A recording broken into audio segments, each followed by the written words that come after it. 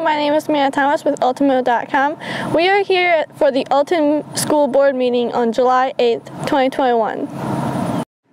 So on. So that is a non-certified position, so it would just be what I call a regular resignation.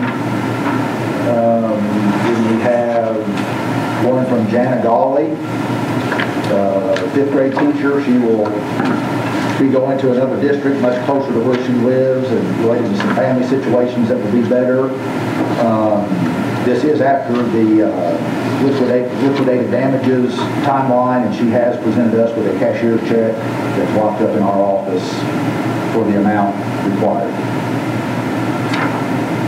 Tiffany Bryant, middle school counselor, has turned in a letter. I think had an opportunity to be a counselor in the district she had worked in previously, so we wish her well.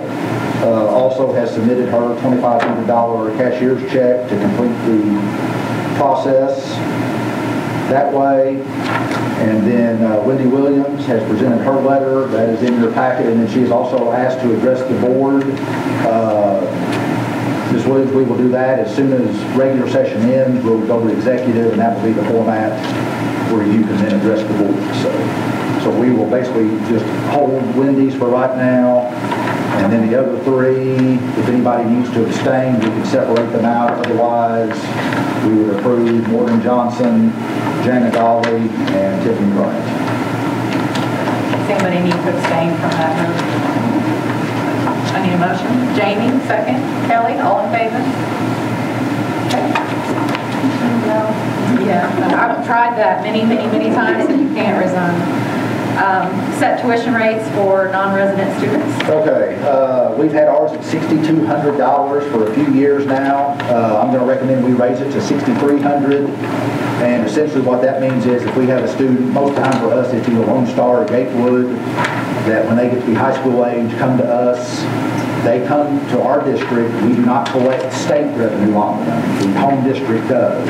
And then essentially at the end of the year, we bill the district that amount. And I'm not, West Plains charges way more than what they get on a student. I don't want to get in that boat, but with that said, I have not 1 ounce of a guilty conscience. I don't think the home district that's not doing anything should pocket any difference, I guess, for lack of a better way to put it. So I'm just going to recommend we raise that $100 to basically stay in line with that. And with that said, the last 2 years we've had 0 students in this category. When was the last time you raised it? Not offhand. It had been 61 or 6,200 for a while. It's been at least 2 years since we raised it. So, and there was a time there, right about the time I was transitioning from principal to superintendent, we had probably 2 or 3 every year from Gatewood. And I think some of those were kind of some extended families that came here. And there at one time we were building them for maybe 6 or 7 kids, all the way through 9 through 12. But as those kids phased out, it just hasn't come back. Do we still have kids like in the Junctionville district that are on that side of the line? We have one family that we've made an arrangement with that's, a zillion miles out there, and we literally can't get there without going. Without going around. Yeah. So yeah, there is one that I guess has had an ongoing agreement for many years now. Any other questions on raising the tuition rate? I need a motion to approve. Kelly's got the motion. Chris got the second. All in favor? All right.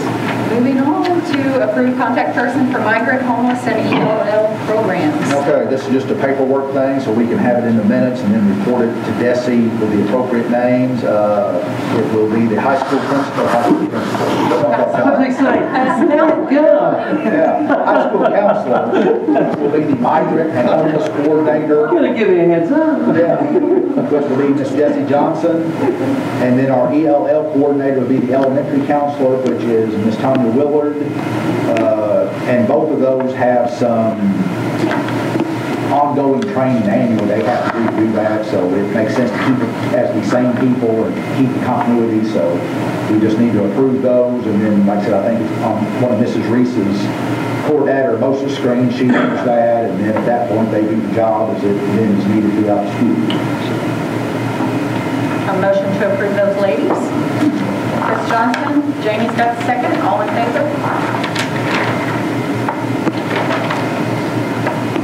Set date and time for tax levy hearing. Okay, another year is rolling around. Like I said, I will get that information from the county. I have to have it by July 15th. Most time it's maybe a day or two early, but not much for me to then post everything. Unless we want to just come in another night just to do it, I would recommend we do it August 12th and basically open our regular August meeting with that event. And for your new folks, since ours is $275, which is the state minimum, it's a very simple It's a quick hearing. process. Yeah. No. Yeah, well, and even if they want to complain, we can't even, we don't even have an option if we wanted to. Right. And after what I shared with you earlier on the percentages, yeah, throw that back around. Do we need a motion to set Yeah, that? just set that officially. And that's just Mark's got the motion, I'll take the second. All in favor? Academic reports. Okay. Principals, other than I guess we're looking for some educators. Other than that, it's summertime kind of for us too, so. The only couple of things I have, and I think they're more actually administrative, I put around, we got our special ed review back from DESE, ironically dated June 30th, the last day of the academic year.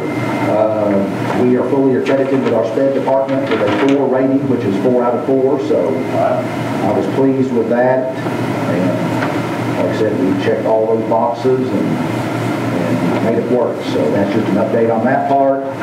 And then there is a big long grid looking thing there. That is, I didn't do the entire state, but that is the bus inspection report. I did the pages that have the county schools. And there's a couple of the Big Springs Conference just happened to be on those. But Alton, we had 13 out of 13 pass, so compliments to Jerry Granger with that, but the board as well, that we do prioritize buying buses and doing that. If you flip the page, Couch, 5 buses, they had 100% pass. Flip the page again. Oregon Howe, otherwise known as Koshkonong, 8 buses. They had 2 that did not pass. One was deemed defective, which means it can still run. They just have to fix whatever it is. But then they had one that was deemed out of service, which means it cannot haul kids again until it's fixed and then re-inspected. So, and again, not throwing stones at them, but just again, I think we prioritize the buses and need, when it goes good, need to have that acknowledgement. And then Thayer, same thing. They had the 10 buses and had 2 that were deemed defective and so on. So, trying to think. On down on that page, Van Buren's another conference school that I got a little connection to. They had one actually out of service. So, anyway, just some things there to look at. That's just one more piece where, you know, we prioritize to spend some money and have a good department, and it's good to get the acknowledgement when that review part comes in. So did that take care of academic and administrative reports? Yeah, again, academic, I think, you know, searching for some people to work, we're kind of in between right now. Okay.